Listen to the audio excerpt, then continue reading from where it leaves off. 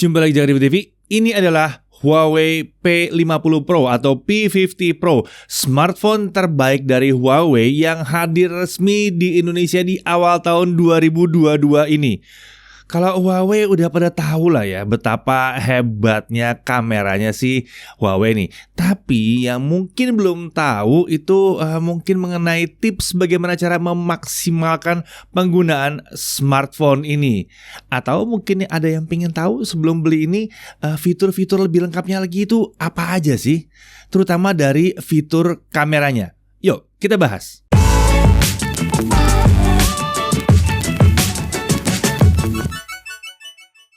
Satu hal yang sangat asik saat pakai smartphone terbaiknya Huawei ya tentunya adalah kameranya.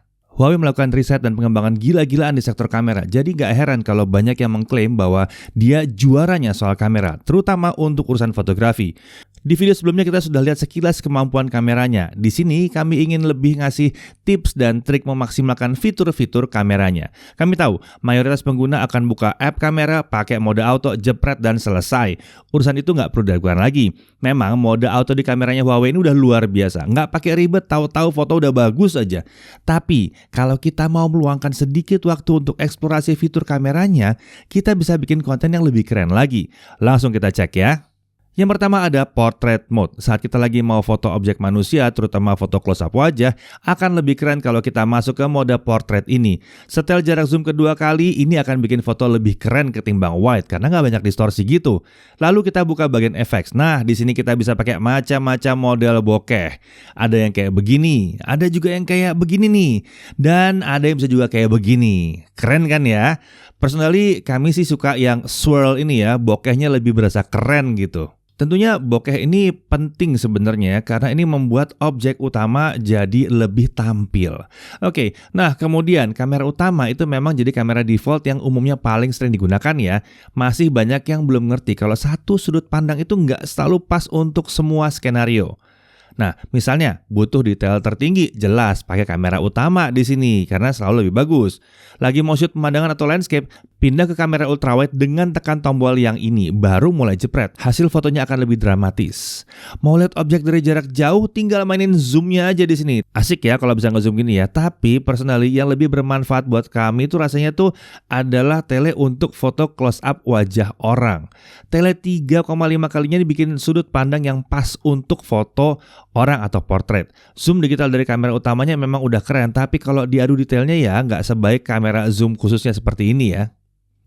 Lalu yang terakhir untuk selfie. Selfie-nya si P50 Pro ini memang luar biasa keren karena udah ada ultra wide dan kami suka banget nih. Tapi apa selalu harus pakai foto ultra wide? Sebaiknya sih jangan ya. Pakai mode ultra wide ini kalau lagi grup selfie atau mau kasih lihat pemandangan di belakang. Ketika modenya vlogging biasa atau lagi selfie sendirian dan pengen fokusnya adalah wajah, baiknya pindahkan dulu sudut pandangnya ke yang satu kali ini. Kemudian ada assistive grid. Masuk ke menu setting lalu aktifkan assistive grid ini. Ini adalah fitur yang sederhana tapi manfaatnya besar banget. Pernah nggak sih kalian minta tolong teman kalian buatin foto terus hasilnya seperti ini? Atau mungkin seperti ini? Atau begini? Dengan fitur grid ini paling nggak kita bisa ngarahin teman biar ya paling nggak kita di tengah lah ya, jadi fokus terus gitu. Atau kita bahkan bisa memanfaatkan assistive grid ini untuk mengaplikasikan rule of third dalam komposisi foto.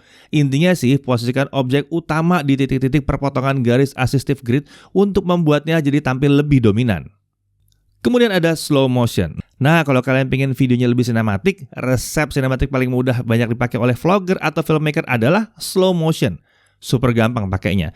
Masuk mode slow motion, setel FPS ke 120 lalu mulai merekam. Setelah itu masuk editor, lalu tentukan kalian mau slow mo di mana, lalu export dan selesai. Lah, kok nggak lebih tinggi? 120 FPS itu udah frame rate yang pas ya. Slow-nya dapet dan kualitas gambarnya masih oke. Kalau style di atas itu sih yang dikorbankan adalah kualitas gambarnya. Lalu tentunya ada yang namanya Pro Mode. Bikin konten full auto, nah ini kadang bisa mengganggu nih buat konten kreator kalau hanya bisa pakai auto doang. Banyak situasi di mana auto itu bisa menyusahkan. Apakah kalian pengen pencahayaan jadi nggak beraturan kayak begini? Atau kalian pengen warna jadi geser terus-menerus seperti ini? Pro Mode ini akan jadi kunci pengendalian kreativitas ya. Kita bisa setting manual, mau itu ISO, mau itu shutter speed, dan white balance. Itu bisa semua di setting manual. Jadi kreativitas kita tuh bisa dikendalikan secara penuh. Nah, dari tadi kan ngomongnya kamera terus ya. Ini kan smartphone ya, masa cuma dipakai buat kamera doang? Kebutuhan komunikasi dan sosmed tentunya bisa juga dipenuhi oleh si P50 Pro ini ya. WhatsApp berfungsi dengan baik dan bahkan kita bisa download langsung dari websitenya ya. Kemudian chat itu bisa masuk lancar dan tidak terasa delay notifikasinya.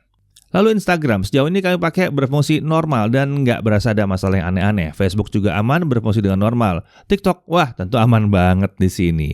Kalau soal email, nah ini agak tricky nih ya, terutama untuk yang pakai Gmail. Karena kita nggak bisa pasang aplikasi Gmail di sini, tapi kita bisa pakai aplikasi email yang sudah tersedia dari bawaannya smartphone yang satu ini. Email-email tetap bisa dipantau, notifnya pun ada, tapi memang mungkin tidak secepat Gmail aslinya. Ya, delaynya mungkin sekitar 15 menit, 10-15 menit lah ya, karena metode menarik emailnya emang beda. Kemudian untuk browsing internet dari Huawei ini sudah ada browser bawaannya. Memang history sync-nya itu belum ada. Ini cuman PR di awal aja sih. Kalau sering dipakai jadi daily driver, nanti history pemakaiannya juga akan tercatat kan. Lalu kalau kita pakai smartphone sekarang kayaknya udah pasti nggak bakal lepas dari yang namanya gaming. Untuk game-game populer seperti Mobile Legends, Free Fire itu semua sudah tersedia di App Gallery. Untuk Genshin Impact belum tersedia, jadi kita bisa coba akalin install dari App Store lain, TapTap misalnya ya.